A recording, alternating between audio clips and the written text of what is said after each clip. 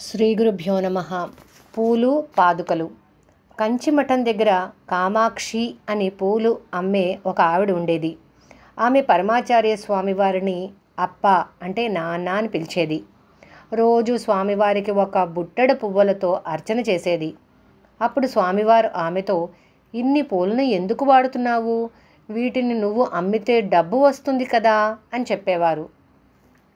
డబ్బు అంత గొప్పదా అప్ప? ఈ పూలతో నీకు అర్చన చేస్తే దానికంటే గొప్పదే నాకు లభిస్తుంది అని బదులిచ్చేది. పరమాచార్య స్వామివారు నిద్రకు ఉపక్రమిస్తే స్వామివారిని ఎవ్వరూ లేపకూడదని శ్రీమఠంలో ఒక నియమం ఉండేది. కానీ ఈ నియమానికి కామాక్షి మినహాయింపు. ఆమె ఎంత పొద్దుపోయినా తర్వాత అయినా రావచ్చు. ఎందుకంటే తన వ్యాపారం మొత్తం పూర్తయిన తర్వాతనే రావాలని, మధ్యలో రాకూడదని స్వామివారే ఆజ్ఞాపించారు. అంతటి కరుణాసాగరులైన స్వామివారు తన కోసమని ఆమెకు అన్నం పెట్టే వ్యాపారాన్ని వదిలితే ఒప్పుకుంటారా? ఒకరోజు సాయంత్రం స్వామివారు 9 గంటల వార్తలను విని తనకు వచ్చి చెప్పే నాగరాజు మాటలను వింటున్నారు. మఠం బాధ్యతలు, నియమాలతో పాటు ప్రపంచంలో జరుగుతున్న అన్ని విషయాలను ఎప్పటికప్పుడు తెలుసుకోవడం స్వామివారికి అలవాటు. వార్తలను విశ్లేషించి స్వామివారు నిద్రకు ఉపక్రమించేటప్పటికి చాలా ఆలస్యం అవుతుంది. ఆ రోజు జానా అనే ఒక భక్తురాలు వెల్వెట్తో చేసిన పాదుకలను తీసుకుని స్వామివారి దర్శనానికి వచ్చింది. స్వామివారు రోజంతా వాటిని వేసుకునే ఉన్నారు.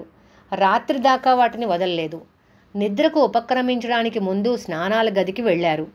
స్వామివారికి వార్తలు చెప్పే నాగరాజు, ఈరోజు స్వామివారి పాదుకలను విడవగానే వాటిని నేను తీసుకుంటా, నా వద్ద స్వామివారి పాదుకలు లేవు అని తనలో తాను అనుకున్నాడు. స్వామివారు పాదుకలను విడవకుండానే కూర్చున్నాడు. అప్పుడే పూలమ్మే కామాక్షి వచ్చి స్వామివారికి నమస్కరించింది. స్వామివారు వెంటనే పాదుకలను వదిలి ఆమెకు ఇచ్చి, ఇవి నీకే, తీసుకువెళ్ళు అని అన్నారు.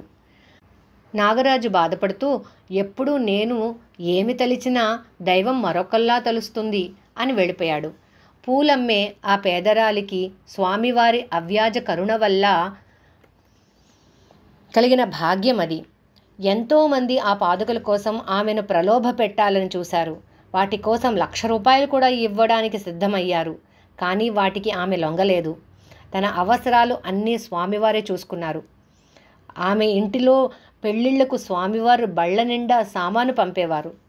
స్వామివారు సిద్ధి పొందిన తర్వాత కూడా ఆమె సాయంత్రాలలో స్వామివారి అధిష్టానానికి పూలతో అర్చన చేసేది. కానీ స్వామివారు ఉన్నంత వరకు ఆమెను ఉత్తి బుట్టలతో పంపలేదు. అందులో కొన్ని పళ్ళను ఉంచేవారు. స్వామివారి సిద్ధి పొందిన తర్వాత ఖాళీ బుట్టలను చూసి చాలా బాధపడేది. ఒక్కసారి, అప్ప, నువ్వు ఉండి ఉంటే ఖాళీ బుట్టతో నన్ను పంపేవాడివా అని ఏడ్చింది. అప్పుడు తనని విస్మయానికి గురి చేస్తూ ఎవరో అధిష్టానం నుండి తన వైపు విసినట్టుగా ఒక మందార పువ్వు బుట్టలో వచ్చి పడింది. ఈనాటికి ఇలాంటి ఎన్నో సంఘటనలు జరుగుతూనే ఉన్నాయి. స్వామివారు ప్రత్యక్ష రూపంతో ఈనాటికి ఏనాటికి మనల్ని ఆశీర్వదిస్తూనే ఉంటారు. తనను నమ్మిన వారిని ఎన్నటికీ వదిలిపెట్టరు. ఇది 4 వేదాల తీర్పు శ్రీ గణేశ శర్మ గారి నుండి సేకరించబడింది. అపార కరుణాసింధుం జ్ఞానదం శాంతరూపిణిం శ్రీ చంద్రశేఖర గురుం ప్రణమామి ముదాంవహం.